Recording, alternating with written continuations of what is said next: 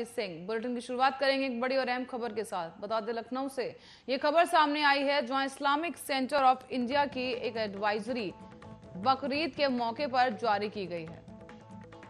इस एडवाइजरी के जरिए आपको बता दें कि दिशा निर्देश दिए गए हैं कि 50 लोग ही एक साथ मस्जिद में नमाज पढ़ सकेंगे। साथ ही बता दें कि मास्क और सोशल डिस्टेंसिंग का खास तौर पर ख्याल रखे जाने की भी हिदायत दी गई।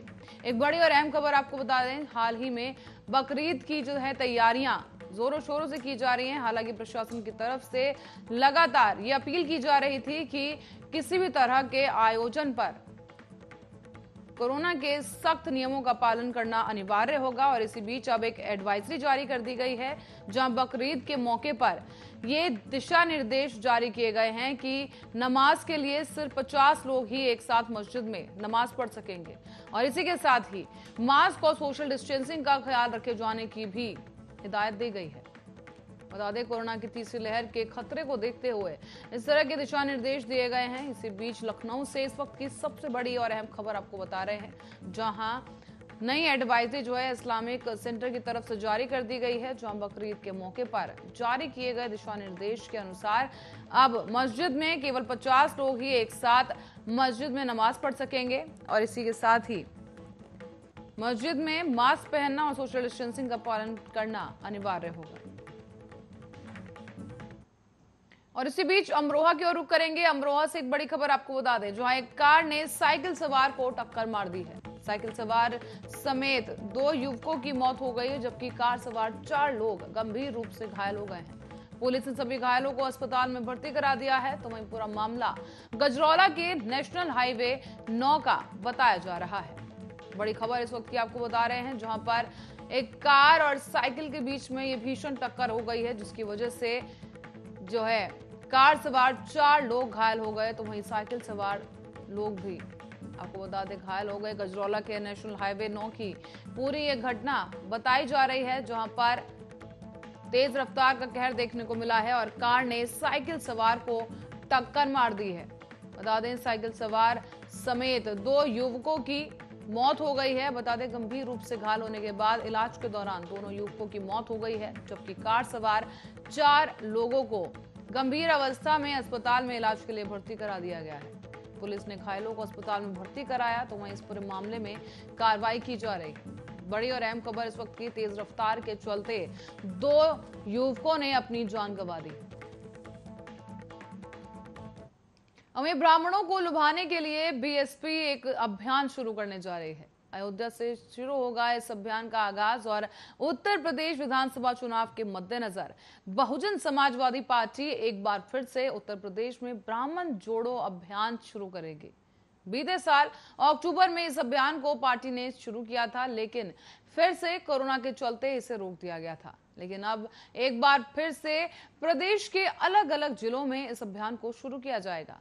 बताते चलें कि बीएसपी इसके तहत छोटे छोटे कार्यक्रम कर ब्राह्मणों को अपने साथ जोड़ेगी। जानकारी के अनुसार एक हफ्ता तक पूरे प्रदेश में यह अभियान चलाया जाएगा जबकि 23 जुलाई से पूर्णिमा के दिन से इसकी शुरुआत की जाएगी। साथ ही आपको ये भी बता दें कि 23 जुलाई को सतीश चंद्र मिश्रा अयोध्या में मंदिर दर्शन से ब्राह्मणों को जोड़ने की कवायद शुरू करेंगे। पहले चरण में 23 जुलाई से लेकर 29 जुलाई तक लगातार 6 जिलों में ब्राह्मण सम्मेलन होंगे। ऐसे में सतीश चंद्र मिश्रा के नेतृत्व में जिलेवार ये सम्मेलन किए जाएंगे।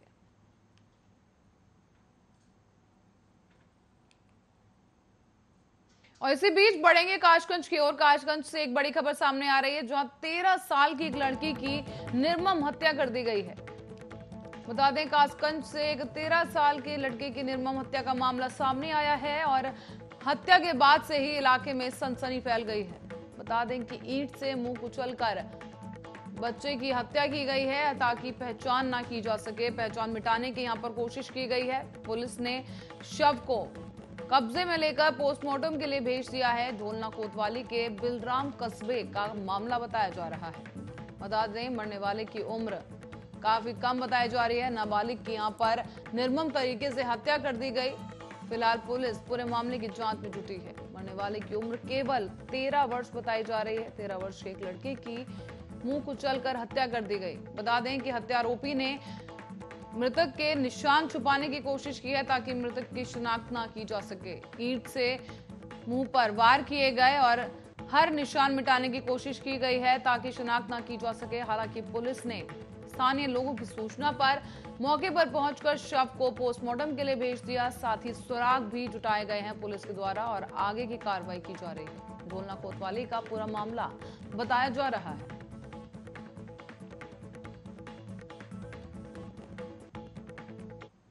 और इसी बीच पेट्रोल, डीजल और रसोई गैस के बाद अब मंत्री के साथ सेल्फी लेना भी महंगा हो गया है। पहले से ही महंगाई की मार से जूझ रहे कार्यकर्ता और अब महंगाई के दौर में अब मंत्रियों के साथ सेल्फी लेने पर भी पैसे देने होंगे। दरअसल मध्य प्रदेश की संस्कृति मंत्री उषा ठाकुर के साथ सेल्फी लेने पर अब 100 रुपए लगेंगे। बता दें कि मंत्री उषा ठाकुर ने कहा है कि सेल्फी में वक्त बहुत खराब होता है। कई बार हम सेल्फी के कारण लेट हो जाते हैं। ऐसे में संगठनात्मक दृष्टि से ये विचार किया गया है। हमारे यहाँ मंडल कार्यकारिणी है और जिस मंडल में जो जितनी सेल्फी लेगा वह 100 रुपए का शुल्क कोषाध्यक्ष के पास जमा करेगा ताकि वो राशि संगठन के ही काम में आएगी। बता दें कि अपने खंडवा प्रवास के दौरान मंत्री उषा ठाकुर ने सेल्फी को लेकर ये तर्क दिया है। तो वहीं मंत्री उषा ठाकुर ने यह भी कहा कि बुके की जगह बुक यानी किताब देकर सम्मान कीजिए ताकि वो किताब किसी के काम आ सके। ऐसे में ये बात मंत्री उषा ठाकुर ने खंडवा में भारतीय जनता पार्टी कार्यालय में कार्यकर्ताओं को संबोधित करते हुए कही। हालांकि अब देखना ये दिलचस्प रहेगा कि मंत्री के इस नवाचार पर पार्टी कार्यकर्ता कितना अमल करते हैं।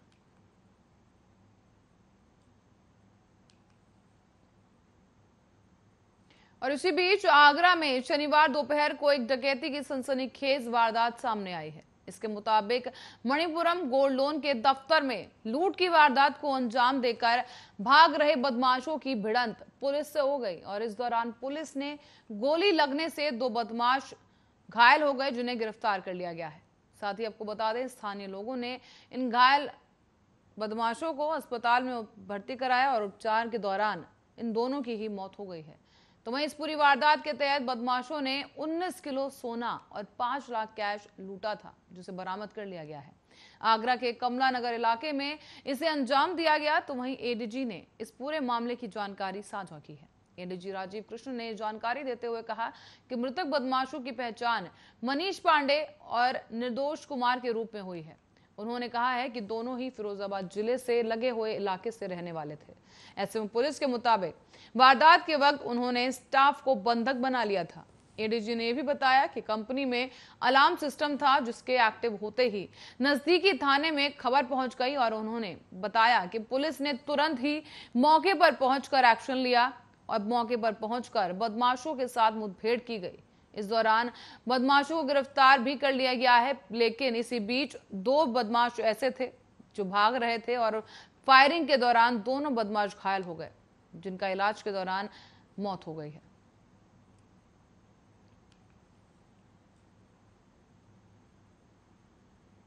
जेवर अंतर्राष्ट्रीय एयरपोर्ट को लेकर अब उत्तर प्रदेश सरकार ने प्रक्रिया देना शुरू कर दिया है। बताते चले कि शनिवार को यूपी के मुख्यमंत्री योगी आदित्यनाथ ने जमीन की लीज के एग्रीमेंट पर हस्ताक्षर कर इसे अंतिम रूप दे दिया है। सीएम ने एक कार्यक्रम के दौरान करीब 1334 हेक्टेयर जमीन को नोएडा इंटरनेशनल एयरपोर्ट लिमिटेड को 90 साल की लीज पर सौंप दिया है। इसके अलावा अब राज्य सरकार के सूत्र की माने तो अगस्त में प्रधानमंत्री नरेंद्र मोदी इसका शिलान्यास कर सकते हैं। मुख्यमंत्री योगी आदित्यनाथ ने कहा है कि यह हवाई अड्डा इस क्षेत्र के लिए विकास में मील का पत्थर साबित होगा। यही नहीं, कोरोना महामारी के बावजूद हम इस समयबद्ध तरीके से इस काम को पूरा करेंगे और जमीन अधिग्रहण की प्रक्रिया को पारदर्शी और निर्विवाद तरीके से निपटाने में उन्होंने स्थानीय प्रशासन की भी सराहना की।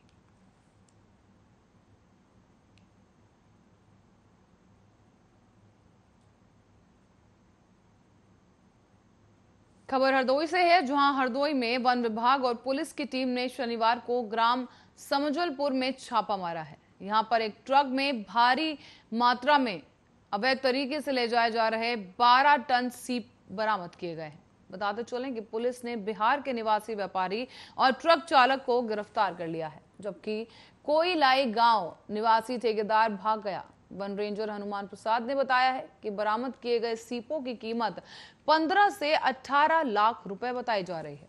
साथ ही थाना क्षेत्र के ग्राम समजुलपुर और मोहम्मदीपुर में काफी समय से गर्रा नदी से सीप निकाले जा रहे थे और इसी के साथ ही सीपों की दुर्गंध से लोगों को खासा परेशानी भी हो रही थी और इस पर आसपास के लोगों ने वन विभाग और पुलिस से इस पूरे मामले की शिकायत की, जिसके बाद शनिवार को पुलिस और वन विभाग की टीम ने छापेमारी की और यहां पर एक ट्रक में सीप भरी थी जिसे पुलिस ने बरामद कर लिया है। बता दें, रंगे हाथों पुलिस ने इन आरोपियों को गिरफ्तार किया है।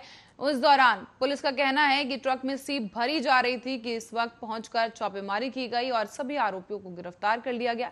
हालांकि जो ठेकेदार था वो भागने में सफल रहा है। इसी बीच आपको बता दें कि टीम ने एक ट्रक के साथ बरामद 12 टन सीपों को अब कब्जे में ले लिया है और इसी बीच मौके पर मौजूद बिहार थाना और गांव मोतिहारी निवासी व्यापारी मोहम्मद आलम और जिला संत कबीर नगर के खलीलाबाद कस्बा निवासी चालक चंद्रिका प्रसाद को हिरासत में ले लिया है। इसी बीच रेंजर हनुमान प्रसाद ने यह भी जानकारी दी कि पानी से सीप निकालना जीव जंतु के साथ क्रूरता है और ये चोरी छिपे व्यापारी का काम करते थे। ऐसे में व्यापारी श्रमिकों के जरिए सीप निकलवा कर सुखा देते थे और इसके बाद तस्करी की जाती थी। बताते चलें कि सीप मुरादाबाद समेत अन्य जगहों पर ले जाए जाते थे जहां इनसे मोती निकाले जाते थे और बता दें कि बरामद की गई सीपों की कीमत 15 से 18 लाख रुपए तक बताई जा रही है और इसका सही मूल्यांकन फिलहाल विभाग करा रहा है। और इसी बीच आपको बता दें कि प्रभारी अनिल कुमार सिद्धार्थ ने भी बताया है कि हिरासत में लिए गए बिहार के व्यापारी और चालक समेत सांडी के ग्राम कोयलाई और निवासी ठेकेदार कंचन के खिलाफ वन्य जीव संरक्षण अधिनियम के तहत मामला दर्ज कर लिया गया है। चालक और व्यापारी को पूछताछ कर जेल भेज दिया गया तो वहीं तीसरे आरोपी कंचन की तलाश की जा रही है।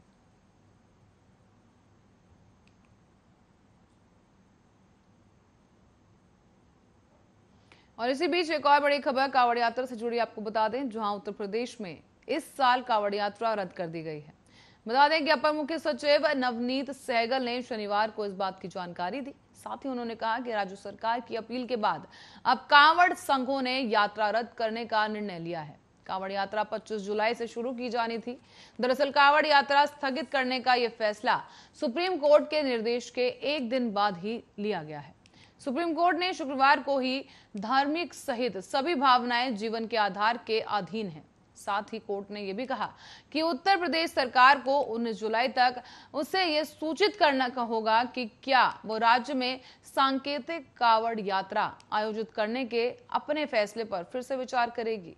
ऐसे में कोर्ट ने कहा कि एक बात पूरी तरह से साफ है कि हम कोविड के मद्देनजर उत्तर प्रदेश को कांवड़ यात्रा लोगों की 100% उपस्थिति के साथ आयोजित करने की इजाजत नहीं दे सकते। हम सभी भारत के नागरिक हैं और ये स्वतः संज्ञान इसलिए लिया गया है क्योंकि अनुच्छेद 21 हम सभी पर लागू होता है।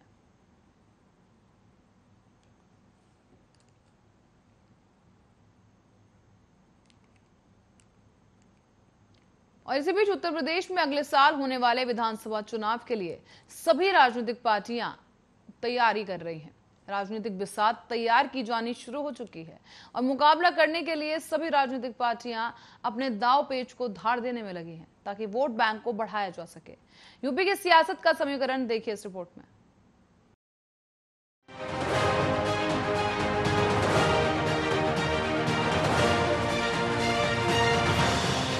कहीं पे निगाहें कहीं पे निशाना, ये गाने के बोल यूपी की सियासत पर सटीक बैठते हैं क्योंकि उत्तर प्रदेश में सभी पार्टियों की निगाहें एक दूसरे के वोट बैंक पर हैं और निशाना है विधानसभा चुनाव। बीजेपी के वर्चस्व के आगे सभी विपक्षी पार्टियां बौखला गईं। प्रमुख विपक्षी दलों के बीच ना तो किसी तरह की कोई सियासी तालमेल है और ना ही कोई गठबंधन। ऐसे में खुद को एक दूसरे से बेहतर साबित करने की होड़ मची। सपा, बसपा और कांग्रेस तीनों ही दल एक दूसरे के कोर वोट बैंक को साधने में जुटे हैं। इसी तरह से यूपी के तीनों प्रमुख विपक्षी दल वोट त्रिकोण में फंसे हैं। तो वहीं फूक फूक कर कदम रखते हुए सपा अध्यक्ष अखिलेश यादव इस बार आगे बढ़ते हुए देखे जा सकते हैं। यही कारण है कि अखिलेश किसी भी बड़े दल को साथ लेने के बजाय छोटे दलों के साथ गठबंधन करने के फॉर्मूले पर काम कर रहे हैं। अखिलेश सत्ता में वापसी के लिए हर संभव कोशिश करने में जुटे हैं और ऐसे में उनकी नजर है बसपा के असंतुष्ट नेताओं को जोड़ने के साथ साथ मायावती के कोर वोट बैंक